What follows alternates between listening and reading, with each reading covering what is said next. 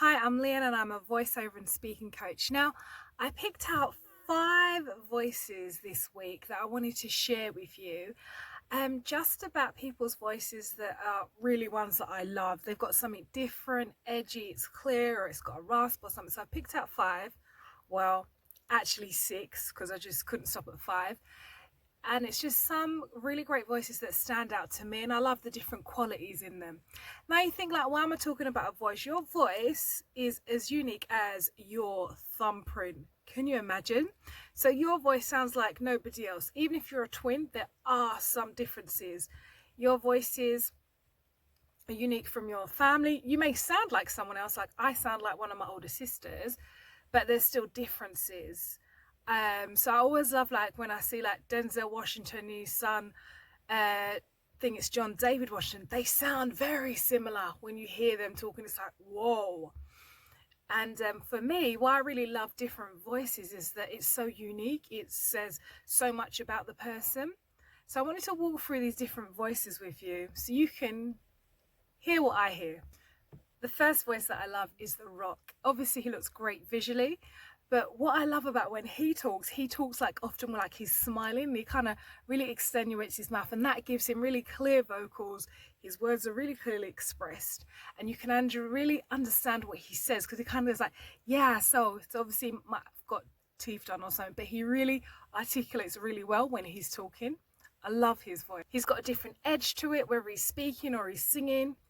Now, the next voice I want to talk about is the grandfather, Morgan Freeman. Now, his voice is kind of deep, smooth, calming, reassuring. It's like basically the voice of God, just really telling you what to do, giving you that fatherly or grandfatherly advice. I love that voice. Another voice I love is James Earl Jones, that big bass voice that always comes all of the time, like on cinema trailers or movies and stuff. Whenever you hear it, you're like, that's James Earl Jones. Deep bass, strong voice, really lots of power. And these other 2 voices, I really love them. I love Liam Neeson, that kind of Irish kind of mix, kind of another kind of accent mixed in it between. And what I love about his accent is that sometimes some of the words he says can really remind me of like the Jamaican accent as well. You may not hear it if you don't get it, but Irish and Jamaican accents, some of the pronunciations are a little similar. And I love as well Scottish Sean Connery. Love his accent, the way he pronounces stuff, even though it's kind of like a kind of whisper. There's like an extra sound on top of the stuff that he says, particularly when he was actually performing and acting as James Bond. Love the way he speaks.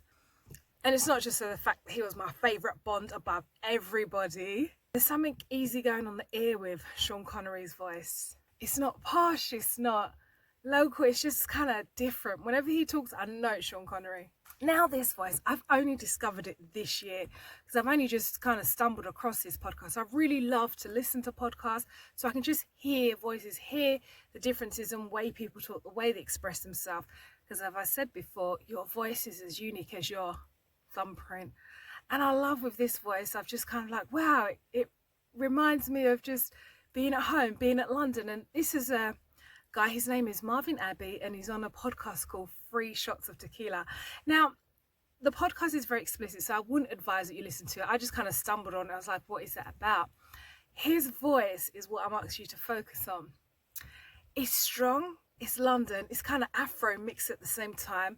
It's got a rasp on it, and what I love about his voice is consistent, and then he doesn't always use words when he talks. Sometimes he uses a lot of sounds to talk. So sometimes he's like, and he'll use stuff like, are you all right? Like, he's got all these different sounds and questions, and his voice is constantly bouncing around, and it's so funny, it's so entertaining. I guess it depends on the topic, and I love this type of voice because it's so true, so real, so raw, and very emotive at the same time, particularly when they're talking about quite passionate topics and stuff. And he asks, is probably depending on the topic, he always talks in like a question mode as well.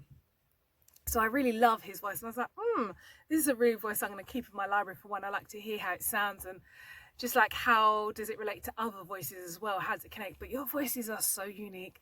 Whatever the sound is in your voice, embrace it. Whether you've got a soft speaking voice or a low speaking voice, you want to improve your voice, there are so many ways and vocal exercises you can do it.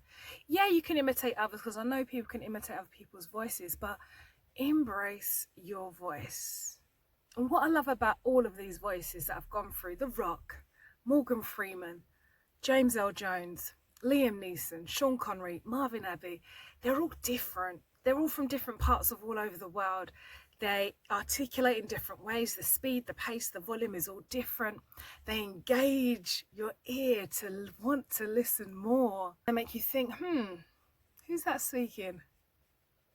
And it's such a distinctive voice. That's what I really love about all of these 5 or 6, because I kind of put an extra one in there. Like, they're really distinctive, very different, very standoutish. They just want you to listen more and more and more.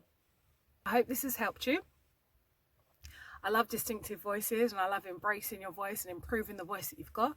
If you want to improve your voice, I've got so many tips that you can find. Click on the webinar link below.